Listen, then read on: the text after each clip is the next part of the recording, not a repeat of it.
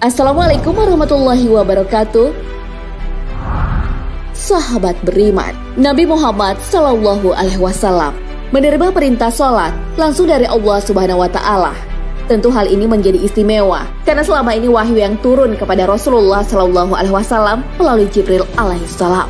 Lalu saat menerima perintah sholat, apakah Rasulullah SAW melihat langsung Allah Subhanahu wa Ta'ala? Seperti apa wujud yang dilihat oleh Nabi SAW saat itu? Dapatkan jawabannya dengan menonton video ini hingga akhir. Tentunya hanya di channel Islam Populer.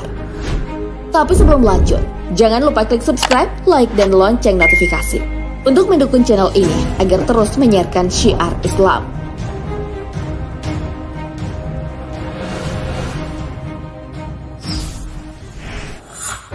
Nabi Muhammad SAW menerima perintah sholat. Dalam peristiwa Isra Mi'raj, Rasulullah bersama malaikat Jibril dan diantar oleh buraq. Walaupun menerima perintah sholat secara langsung, Rasulullah SAW hanya melihat cahaya saat itu. Hal ini sesuai hadis dari Abdullah bin Syakik. Aku bertanya kepada Abu Dzar, kalau aku sempat bertemu Rasulullah SAW, sungguh aku akan bertanya. Abu Dzar bertanya balik, apa yang akan kau tanyakan? Aku akan bertanya, apakah beliau melihat robnya? Abu Dzar pun berkata, sungguh aku telah bertanya kepada beliau SAW. Beliau menjawab, aku melihat cahaya. Hadis riwayat Muslim. Tidak ada satu manusia pun di dunia yang bisa melihat Allah Subhanahu wa Ta'ala. Hal ini ditegaskan dalam sabda Rasulullah SAW. Yakini bahwa seorang pun di antara kalian tak akan bisa melihat Tuhannya sampai dia mati. Hadis riwayat Muslim. Lalu bagaimanakah dengan Nabi Muhammad SAW yang menerima perintah sholat secara langsung? Ada perbedaan pendapat di antara para ulama. Di antara keduanya tentu ada yang salah.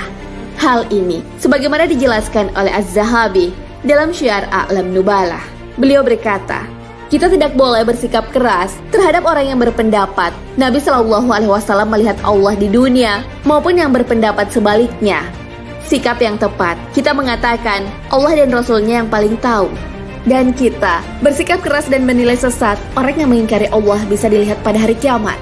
Karena keterangan bahwa Allah bisa dilihat pada hari kiamat terdapat dalam berbagai dalil yang sahih.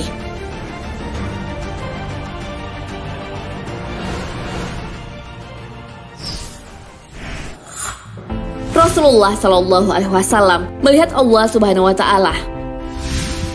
Banyak ulama yang meyakini bahwa Nabi SAW melihat Allah Subhanahu wa Ta'ala saat Mi'raj. Dalam Majmu' Fatawa, Ibnu Abbas radhiyallahu an dan kebanyakan ulama meyakini bahwa Rasulullah SAW melihat langsung Allah Subhanahu wa Ta'ala saat peristiwa Isra Mi'raj. Hal ini dibenarkan dengan perkataan Anas bin Malik radhiyallahu an. Nabi Muhammad melihat Tuhannya. Hadis riwayat Ibnu Abi Asyim dan Ibnu Khuzaimah. Abu Hurairah juga membenarkan pendapat ini. Abu Hurairah radhiyallahu an ditanya oleh Marwan bin Hakam, apakah Nabi Muhammad SAW melihat Tuhannya? Jawab beliau, iya, beliau telah melihatnya. Hadis riwayat Abdullah bin Ahmad.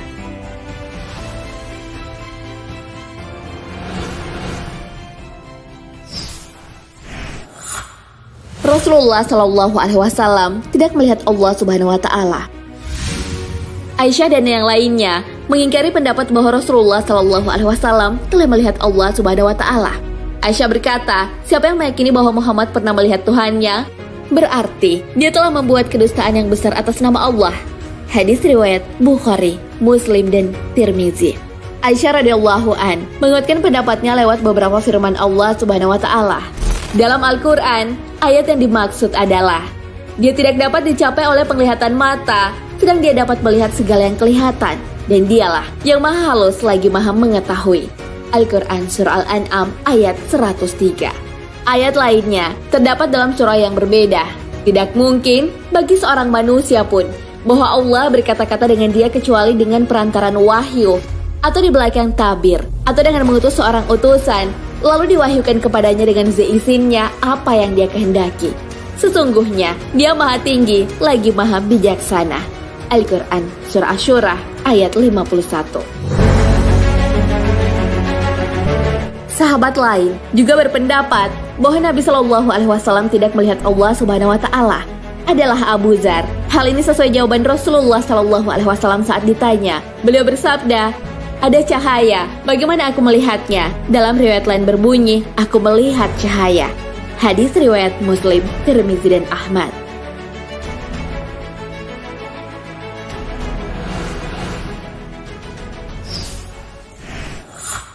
Pendapat netral.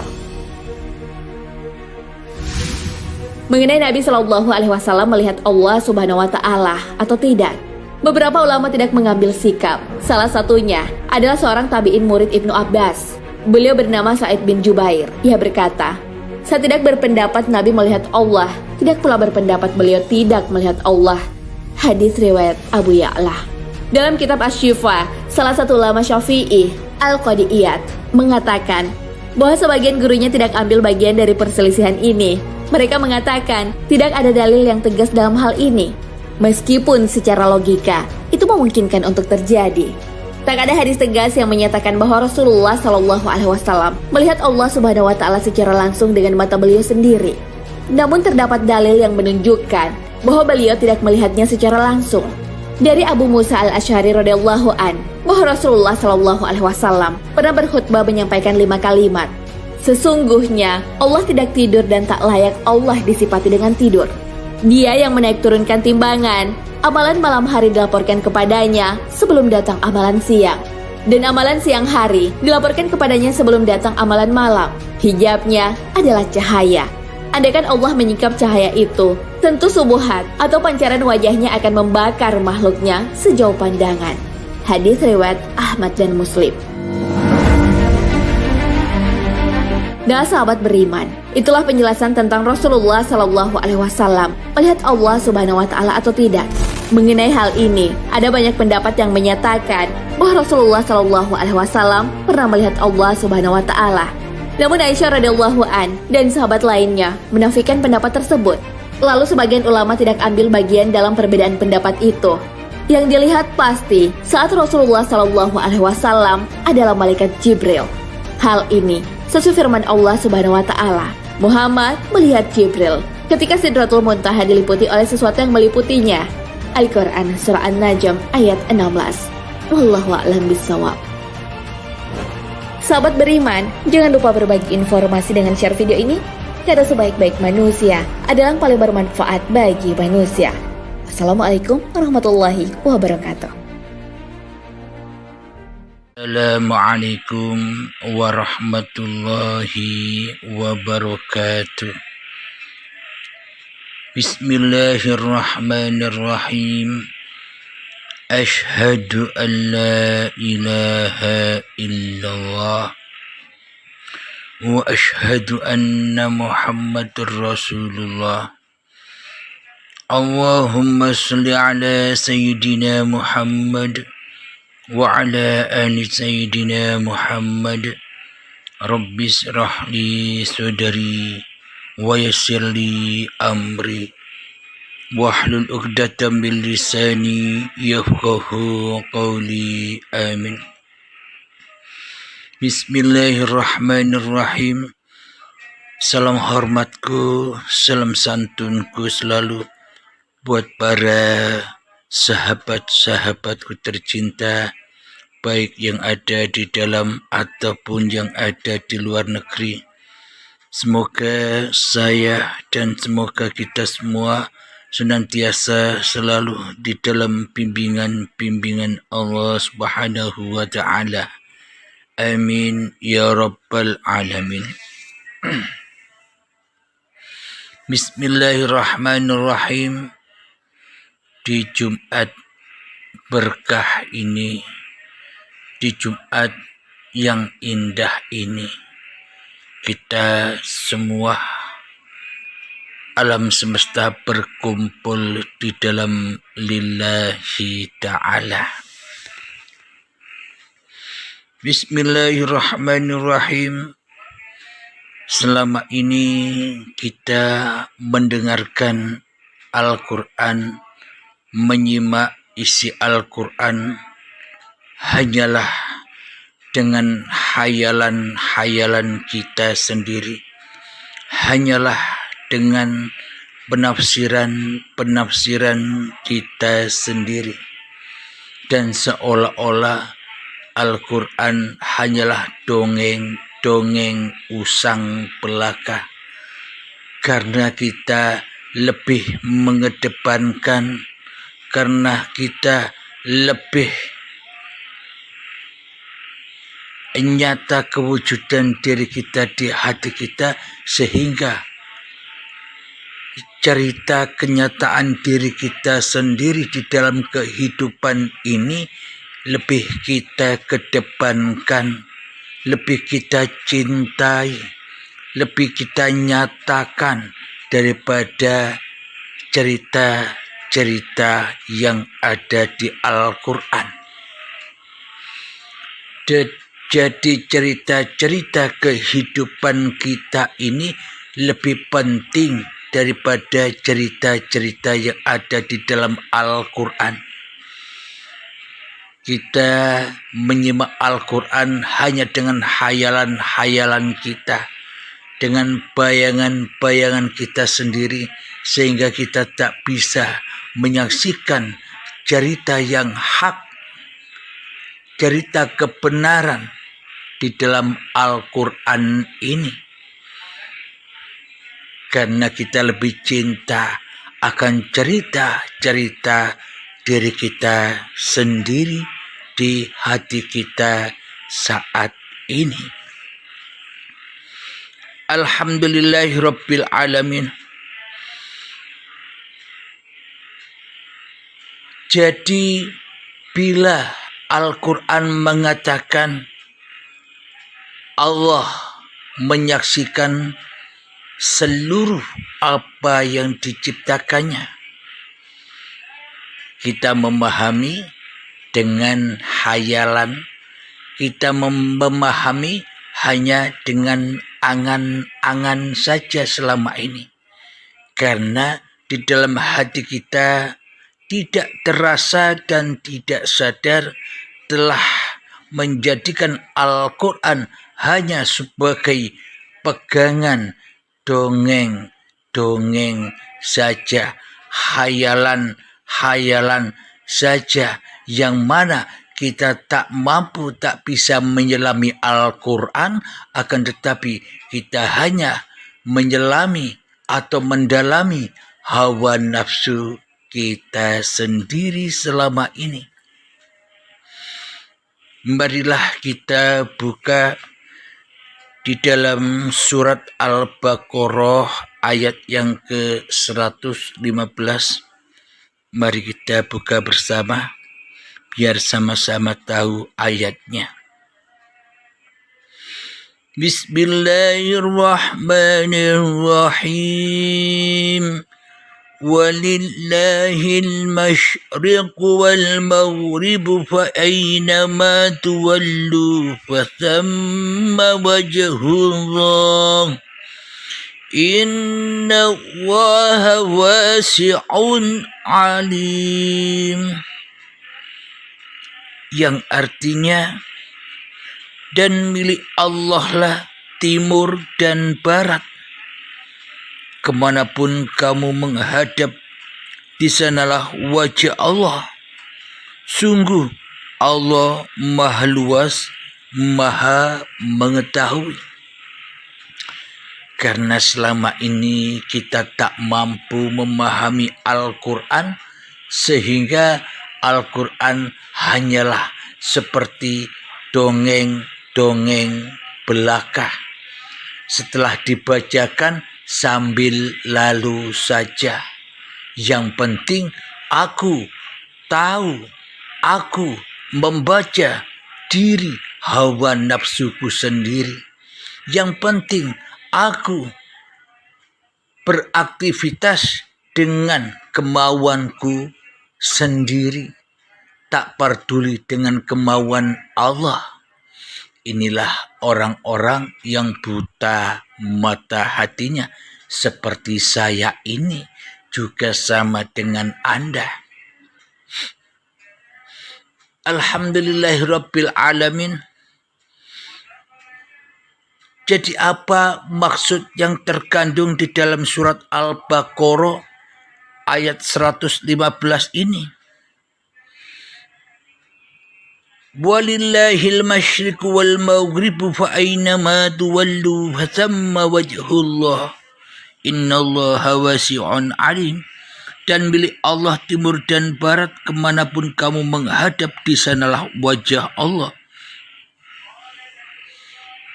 Jadi bila Allahnya yang masih memandang, bila masih Allahnya yang menyaksikan manusia, maka selamanya kita ini berhayal saja. Iman hayalan, iman bayangan, iman bohongan, iman dusta belaka. Jadi bukanlah Allah yang melihat aku, tapi akulah yang melihat Allah. Itulah yakin. Bukan Allah yang melihat aku, tapi akulah yang melihat Allah. Itulah takwa. Bukan Allah yang melihat aku, tapi akulah yang melihat Allah. Itulah tajalli. Jadi maknanya araftu Rabbi bi Rabbi, tiada yang bisa menyaksikan Tuhanku kecuali Tuhanku. Tiada yang bisa menyaksikan hidupku kecuali hidupku. Tiada yang menyaksikan alam semesta ini kecuali Sang Pencipta alam semesta ini. Inilah makna mutasabihatnya. Dan milik Allah lah timur dan barat, kemanapun kamu menghadapkan, di sanalah wajah Allah. Mari kita ilustrasikan di dalam diri kita. Ketika kita hanya mendengar dongeng-dongeng yang selama ini kita abaikan sebagai dongeng, yakni Al-Quran yang tidak pernah masuk di akal, yang tidak pernah masuk di logika kita, masuk dari telinga kanan, keluar dari telinga kiri. Yang selama ini seolah-olah Al-Quran hanya dongeng belaka. Kenapa? Karena akal kita tidak nyampe kepada keterangan-keterangan yang ada di balik penafsiran-penafsiran secara syariat itu. Di balik penafsiran secara syariat itu ada mutasabihatnya. Akan tetapi bagi orang-orang yang sudah berbaiatlah, yang memahami, yang bisa menelusuri, yang bisa melewati alam-alam mutasabihat itu. Kenapa? Karena manusianya sudah rela, sudah ridho dituhani oleh Allah saja di dalam hatinya. Bagi orang-orang yang sudah berbaiat, itulah orang-orang yang mengorbankan dirinya demi Tuhannya, yang menzakatkan dirinya demi Tuhannya, sehingga pandangannya sudah pandangan Tuhannya, pendengarannya sudah pendengaran Tuhannya, perasaannya sudah perasaan Tuhannya, bolak-baliknya hatinya sudah bukan bolak-baliknya hatinya lagi, akan tetapi sudah menjadi bolak-baliknya Sang Pencipta dirinya. Itulah yang membuat sahabat-sahabat yang sudah berbaiat akhirnya lolos dan keluar dari belenggu-belenggu ketakutan-ketakutan di dalam dunia ini, sehingga hatinya selalu berpasrah diri kepada Tuhannya.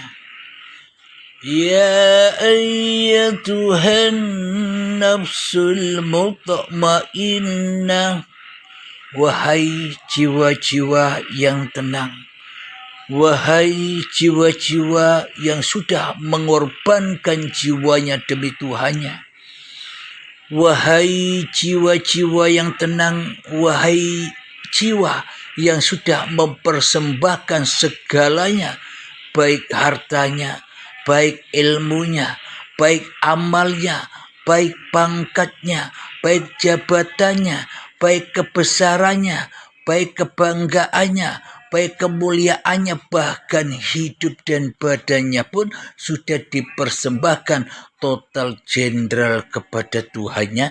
Maka disitulah tempat ya ayyatuhan nafsul mutmainnah, jiwanya tenang. Lalu bagaimanakah caranya untuk supaya jiwa ini tenang? Yakni ya kembalikan semua itu kepada yang berhak. Kembalilah dari Adam menjadi Adam. Janganlah diri kita menjadi Tuhannya Tuhan di dalam hawa nafsu kita sendiri. Bagaimanakah cara itu semua agar terrealisasi di dalam hati kita? Irji'i ila rabbiki radiyatan mardiyah. Pulanglah, kembalikanlah kepada Tuhanmu dengan keridhoanmu, maka Allah pun akan ridho kepadamu. Inilah maknanya. Jadi bukan Allah yang menyaksikan atau bukan Allah yang melihat aku, akulah yang melihat Allah. Maknanya mana mungkin sang wayang bisa melihat sang dalang. Jadi sang dalang sendirilah yang bisa menyaksikan sang dalangnya sendiri, sama seperti kita selama ini.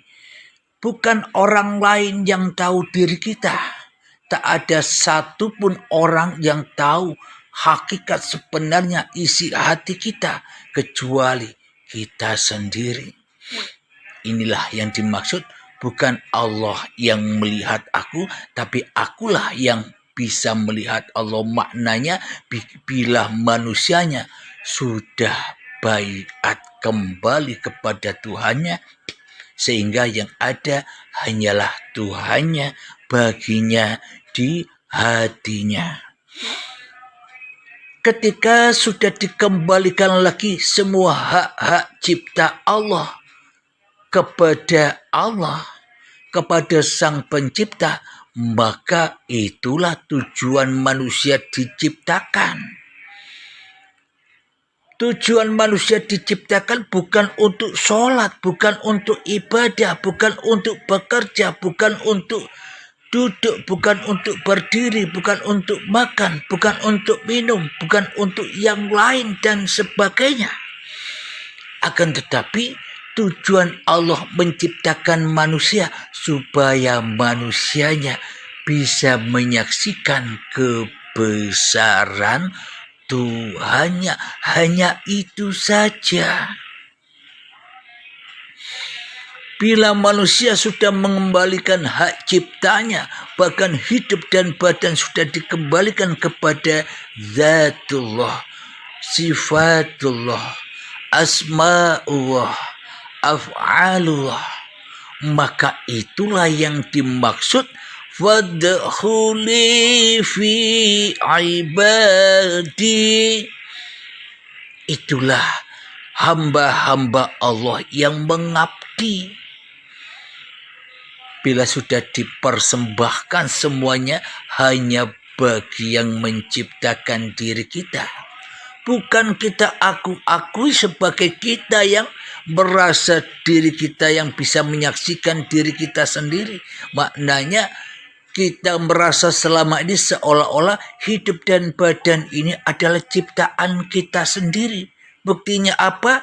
Kita merasa apapun yang kita kerjakan itulah di dalam kekuasaan hawa nafsu kita sendiri. Itulah bukti bahwa kita selama ini telah lalai di dalam tujuan penciptaan Allah, yakni mengabdi dan mengabdi. Mengabdi di mana? Mengabdi di dalam diri Tuhannya, bukan mengabdi atas diri hawa nafsu. Selama ini kita tertipu mengabdi kepada setan daripada mengabdi kepada Allah.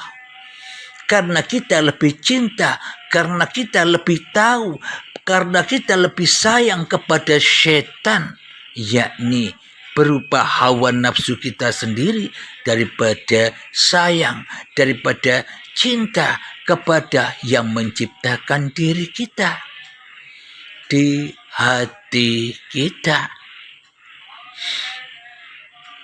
Jadi hanya itulah tujuan manusia diciptakan, untuk fadkhuli fi ibadi, masuk di dalam golongan hamba-hambaku yang mengabdi.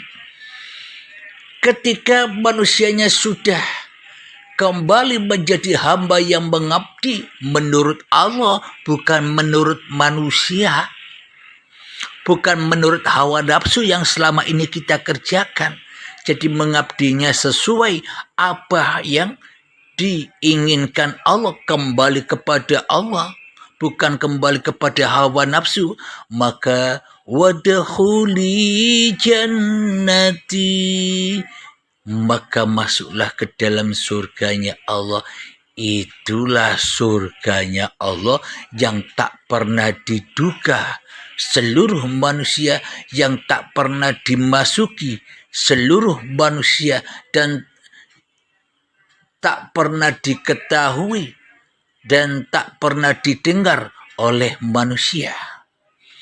Karena surga-surgi yang dibayang-bayangkan manusia bukan surganya Allah, tapi surga-surgi yang diidam-idamkan manusia, surga-surgi yang didamba-dambakan manusia, yakni surga-surginya setan. Surga-surginya kesenangan-kesenangan hawa nafsunya, yang mana tiada penyaksian kepada Tuhannya kecuali hanyalah penyaksian kecintaan hawa nafsunya kepada hubbud dunya.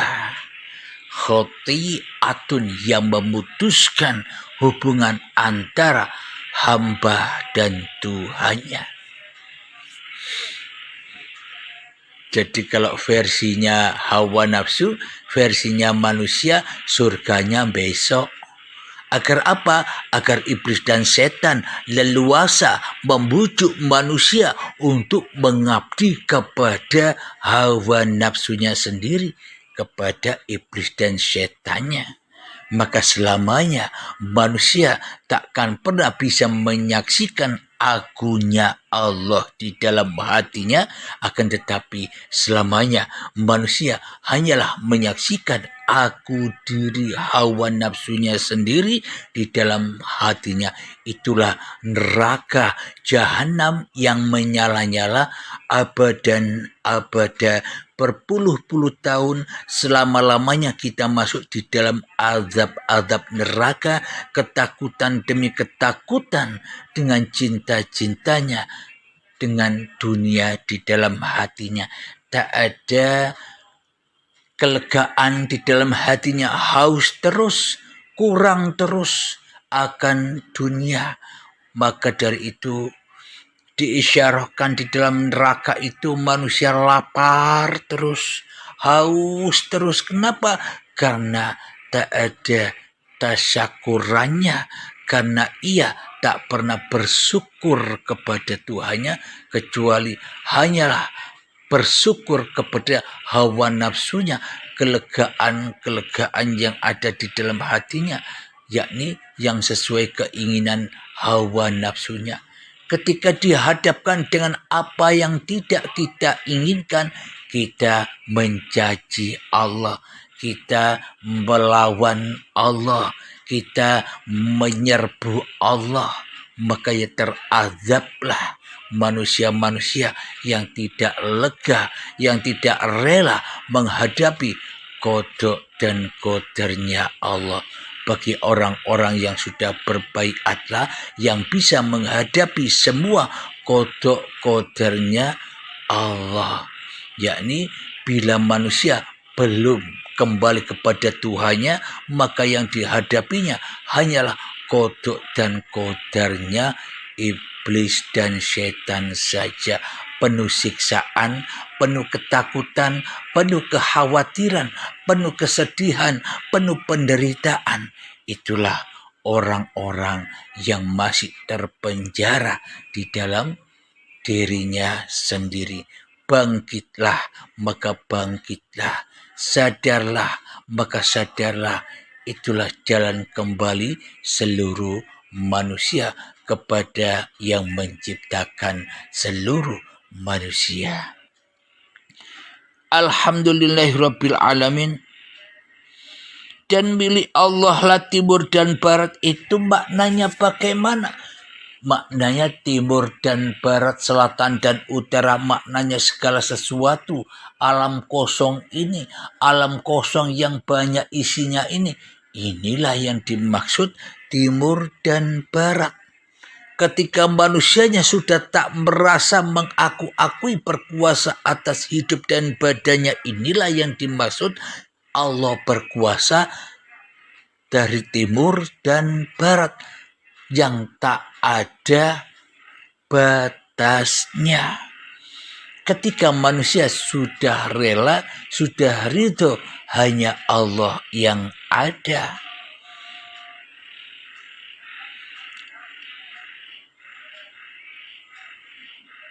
Kemanapun kami menghadap, disitulah wajah Allah.